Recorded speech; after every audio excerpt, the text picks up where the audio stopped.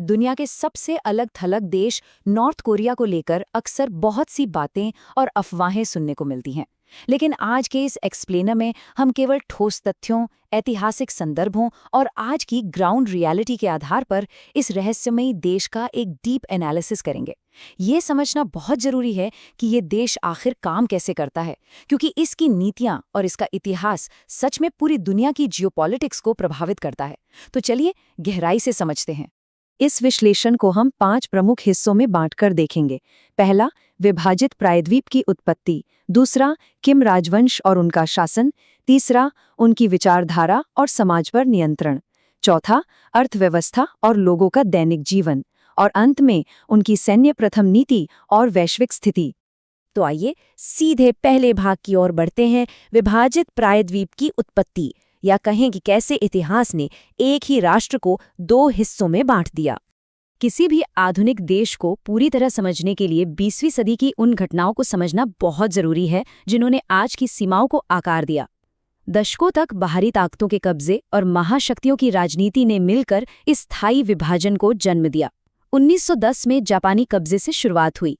फिर 1945 में द्वितीय विश्व युद्ध खत्म होने के बाद 38वें समानांतर यानी 38th पैरेलल पर कोरिया को अमेरिका और सोवियत जोन में बांट दिया गया। 1948 आते आते उत्तर में आधिकारिक तौर पर democratic people's republic of Korea DPRK की स्थापना हो गई।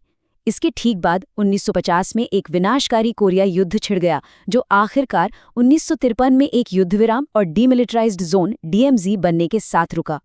इस कोरियाई युद्ध के दौरान तबाही का जो मंजर था, उसकी कल्पना करना भी मुश्किल है। लगभग 30 लाख लोगों की जान गई। जरा सोचिए, एक अनुमान के मुताबिक नॉर्थ कोरिया की 12 से 15% आबादी इस युद्ध में मारी गई थी। सबसे ज्यादा चौंकाने वाली बात यह है कि नागरिकों की मृत्यु दर आनुपातिक रूप से द्वितीय विश्व युद्ध या वियतनाम युद्ध से भी कहीं ज्यादा थी। युद्ध खत्म होने तक नॉर्थ कोरिया की लगभग हर बड़ी इमारत मलबे में तब्दील हो चुकी थी। अपार तबाही के इसी भयानक अनुभव ने इस राष्ट्र के भविष्य को हमेशा के लिए बदल दिया, जिससे एक भारी किलेबंद DMZ का निर्माण हुआ और इस देश ने खुद को एक अत्यधिक सैन्यकृत और सबसे अलग-थलग राष्ट्र बना लिया। ये इतिहास जानना इसलिए जरूरी है क्योंकि यही उनके आज के डिफेंसिव और आक्रामक रुख की असली नींव है। अब आते हैं दूसरे भाग पर, किम राजवंश और उनका शासन, जिसे द माउंट पेक्टू ब्लड लाइन भी कहा जाता है। यहाँ सत्ता का पूरा ढांचा महज एक ही परिवार यानी किम परिवार के वंशानुगत उत्तराधिकार पर टिका है। सबसे पहले आते हैं किम इल सुंग, जो राष्ट्र के संस्थापक हैं और आधिकारिक तौर पर इस देश के शाश्वत नेता यानी अनंत लीडर हैं। फिर उनके बेटे किम जोंग इल ने 1994 में सत्ता संभाली और उन्होंने ही सैन्य प्रथम या मिलिट्री फर्स्ट नीति की शुरुआत की थी। और 2011 से उनके बेटे वर्तमान नेता किम जोंग उन सत्ता में हैं, जो आज राज्य के सभी प्रमुख शासकीय निकायों के हेड हैं। ये पीढ़ी दर पीढ़ी चला आ रहा उत्तराधिकार ही इस राष्ट्र की राजनीतिक पहचान और सत्ता की वैधता को बनाए रखने का सबसे बड़ा कारण है। अब अगर शासन के ढांचे को देखें तो कागजों पर यानी संविधान के मुताबिक सुप्रीम पीपल्स असेंबली राज्य की सर्वोच्च संस्था है, लेकिन हकीकत में वर्कर्स पार्टी ऑफ कोरिया ही एकमात्र सत्तारूढ़ पार्टी है जो हर छोटी बड़ी गतिविधि को कंट्रोल करती है। इसके ठीक नीचे स्टेट अफेयर्स कमीशन है, जो नीतियां बनाने वाली सबसे बड़ी संस्था है। फिर आती है कैबिनेट, जिसका काम इन नीतियों को लागू करना है। और इस पूरे सिस्टम को सख्ती से बनाए रखने का काम करती है मिनिस्ट्री ऑफ स्टेट सिक्योरिटी, जो देश के अंदर जासूसी और राजनीतिक जेल प्रणाली को चलाती है। इस स्ट्रक्चर से ये बिल्कुल साफ हो जाता है कि सत्ता कितनी मजबूती से सिर्फ एक ही जगह केंद्रित है। तीसरे भाग की ओर बढ़ते हैं, विचारधारा, नियंत्रण और समाज। आखिर वे कौन से स्तंभ हैं जिन पर ये पूरा देश टिका है? देश के अंदर कड़ा कंट्रोल बनाए रखने के लिए कुछ बहुत ही खास विचारधाराएं बनाई गई हैं। इनमें सबसे अहम है जूचे। इसे 1955 में किम इल सुंग ने पेश किया था और इसने पारंपरिक मार्क्सवाद लेनिनवाद की जगह ले ली। इसका सीधा सा मतलब है आत्मनिर्भरता, चाहे वो अर्थव्यवस्था हो, सेना हो या एक आज़ाद विदेश नीति हो। लेकिन ये सिर्फ एक राजनीतिक शब्द नहीं है, ये नागरिकों से बहुत ही कठोर सादा जीवन, भारी बलिदान और सख्त अनुशासन की मांग करता है। विचारधारा से एक कदम और आगे बढ़ें तो समाज पर असली कंट्रोल 10 प्रिंसिपल्स यानी 10 सिद्धांतों के जरिए रखा जाता है। ये सिद्धांत किम परिवार के प्रति पूर्ण आज्ञाकारिता को हर नागरिक के लिए अनिवार्य बनाते हैं। एक तरह से ये उनके रोजमर्रा के जीवन का मैनुअल है। यही वो व्यवस्था है जो लीडरशिप के चारों ओर एक विशाल कल्ट ऑफ पर्सनालिटी को लगातार जिंदा रखती है। हर व्यक्ति को क्या करना है और कैसे सोचना है, ये सब इन्हीं सिद्धांतों से तय होता है।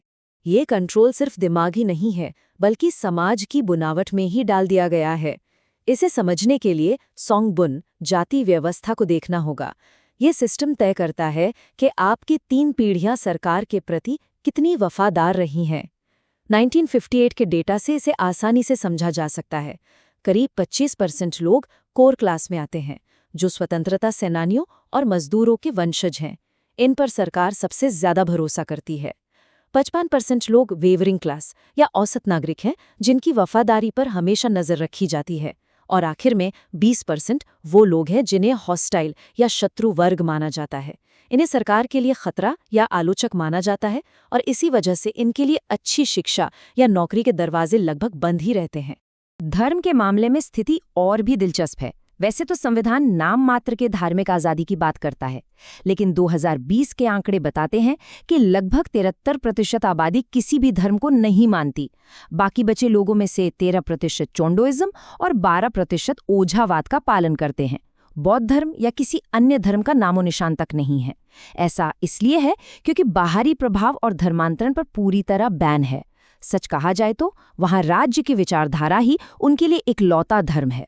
जब नियंत्रण इतना सख्त हो तो मानवाधिकारों का मुद्दा उठना लाजमी है। 2014 की संयुक्त राष्ट्र की एक इंक्वायरी में मानवाधिकारों के व्यवस्थित, व्यापक और घोर उल्लंघन की बात सामने आई थी। वहां बोलने की, घूमने फिरने की और ग्रुप बनाने की आज़ादी पर भारी पाबंदियां हैं। अनुमान है कि कोलिस्सो नाम के पॉलिटिकल लेबर कैंप्स में करीब 2 लाख कैदी बंद हैं, जिनसे जबरन मजदूरी करवाई जाती है। लेकिन निष्पक्षता के लिए ये भी बताना जरूरी है कि नॉर्थ कोरिया की सरकार इन सभी दावों को सिरे से खारिज करती है और इसे उन्हें बदनाम करने की एक साजिश बताती है। हालांकि वे ये जरूर मानते हैं कि देश में रहने की स्थितियों में सुधार की जरूरत है। चलिए अब चौथे भाग पर चलते हैं। यहाँ हम देखेंगे कि इनकी कमांड इकोनॉमी और आधुनिक दुनिया की वास्तविकताओं के बीच क्या तालमेल है। सरकार की आर्थिक पॉलिसियों और ग्राउंड रियलिटी में एक बहुत बड़ा फर्क दिखाई देता है। 1980 के दशक से पहले और आज की स्थिति में जमीन आसमान का अंतर है। सोवियत संघ से मिलने वाली भारी मदद की बदौलत युद्ध के बाद इनकी अर्थव्यवस्था बहुत तेजी से बढ़ी थी। आपको शायद यकीन न हो, लेकिन 1976 तक नॉर्थ कोरिया की प्रति व्यक्ति जीडीपी बिल्कुल साउथ कोरिया के बराबर थी। लेकिन फिर 1991 के बाद सब कुछ बदल गया। सोवियत संघ के पतन से इनका सबसे बड़ा ट्रेड पार्टनर छिन गया, जिसका अंजाम 1990 के दशक के भयंकर अकाल के रूप में सामने आया। आज 2024 के आंकड़ों के मुताबिक नॉर्थ कोरिया की प्रति व्यक्ति जीएनआई महज $1,261 है, जबकि इसके मुकाबले साउथ कोरिया की जीएनआई $36,760 तक पहुंच चुकी है। ये अंतर वाकई चौंका देने वाला है। तो ऐसे में आम इंसान अपना गुजारा कैसे चलाता है? आधिकारिक तौर पर सरकार मुफ्त शिक्षा, स्वास्थ्य और घर देती है, और 1974 में तो उन्होंने टैक्स भी पूरी तरह खत्म कर दिया था। लेकिन असल जिंदगी कुछ और ही है। आज ज्यादातर लोग जिंदा रहने के लिए जंगमदंग नाम के छोटे प्राइवेट बाजारों पर निर्भर हैं। और इसमें सबसे दिलचस्प बात यह है कि इस पूरे प्राइवेट ट्रेड को मुख्य रूप से महिलाएं ही चलाती हैं। इसके अलावा देश में बिजली और खाद की भारी कमी है, जिससे खेती पर बहुत बुरा असर पड़ता है और खाने पीने की कमी हमेशा बनी रहती है। हेल्थ डेटा पर नजर डालें तो एक बहुत ही हैरान करने वाला तथ्य सामने आता है। 2016 के आंकड़े बताते हैं कि वहां मृत्यु का 84% कारण कैंसर और हृदय रोग जैसी गैर संचारी बीमारियां एनसीडीज हैं। संक्रमण बीमारियां केवल 9.5% हैं। आमतौर पर विकासशील या गरीब देशों में संक्रमण बीमारियों से ज्यादा मौतें होती हैं। लेकिन नॉर्थ कोरिया का ये हेल्थ प्रोफाइल अजीब तरह से किसी विकसित देश की तरह दिखाई देता है। अब हम अपने आखिरी और 5वें भाग पर पहुंच चुके हैं, सैन्य प्रथम नीति और दुनिया भर में इनकी भू राजनीतिक स्थिति। किम जोंग इल ने एक नीति शुरू की थी जिसे सौगुन या मिलिट्री फर्स्ट कहा जाता है। इसका एक ही मकसद है, सरकार के हर फैसले और देश के हर संसाधन में सबसे पहली प्राथमिकता कोरियन पीपल्स आर्मी को दी जाएगी। इस देश में सेना को मजबूत रखना ही सबसे बड़ा लक्ष्य है। और इस नीति का रिजल्ट इस एक नंबर में साफ नजर आता है, 12,80,000। ये कोई छोटी संख्या नहीं है, ये उनकी आर्मी के एक्टिव ड्यूटी सैनिकों की संख्या है। कुल आबादी के हिसाब से देखें तो ये एक बहुत विशाल फौज है जो इसे दुनिया की चौथी सबसे बड़ी मिलिट्री फोर्स बनाती है। लेकिन इनकी सेना के कई पारंपरिक हथियार पुराने हो चुके हैं। इसकी भरपाई के लिए इस देश ने एसिमेट्रिक युद्ध क्षमताओं पर अंधाधुंध पैसा खर्च किया है। 2024 तक इनके पास लगभग 50 परमाणु बमों का अनुमान है। इनके पास 15,000 किलोमीटर तक मार करने वाली लंबी दूरी की बैलिस्टिक मिसाइलें हैं। इसके अलावा दुनिया का सबसे बड़ा पनडुब्बी बेड़ा, स्पेशल ऑपरेशंस फोर्स, 6,000 लोगों की एक बेहद एडवांस्ड साइबर वॉरफेयर यूनिट और रासायनिक व जैविक हथियारों का जखीरा है। यही वो डिफेंस स्ट्रेटेजी है जिसके दम पर वो ये सुनिश्चित करते हैं कि कोई भी बाहरी ताकत उन पर दबाव न बना सके। डिप्लोमेसी और कूटनीति का इतिहास भी यहाँ कम उतार चढ़ाव वाला नहीं रहा। 1991 में उन्होंने साउथ कोरिया के साथ ही संयुक्त राष्ट्र की सदस्यता ली। साल 2000 में सनशाइन पॉलिसी के तहत दोनों कोरियाई देशों के बीच पहला ऐतिहासिक शिखर सम्मेलन हुआ। फिर 2006 में दुनिया को चौंकाते हुए उन्होंने अपना पहला न्यूक्लियर टेस्ट किया। 2018 में ऐसा लगा कि बर्फ पिघल रही है जब अमेरिका और साउथ कोरिया के साथ कुछ समझौते हुए। लेकिन फिर 2024 में उन्होंने इतिहास का एक बहुत बड़ा फैसला लेते हुए साउथ कोरिया के साथ फिर से एक होने यानी रीयूनिफिकेशन के अपने लक्ष्य को हमेशा के लिए और औपचारिक रूप से खत्म कर दिया। ये उनकी विदेश नीति में एक बहुत बड़ा और परमानेंट शिफ्ट है।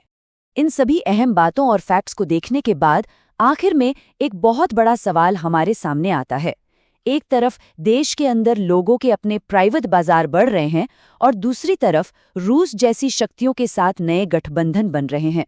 तो सवाल ये है कि सख्त अलगाववाद और आइसोलेशन की नींव पर खड़ा ये देश 21वीं सदी की इस तेजी से आपस में जुड़ती दुनिया में खुद को कैसे बचाए रखेगा। इस रहस्यमयी राष्ट्र के इतने जटिल ढांचे को गहराई से समझने के बाद ये सोचना वाकई दिलचस्प हो जाता है कि इसके ये पुराने स्तंभ बदलते वक्त के इस दबाव को कब तक सह पाएंगे।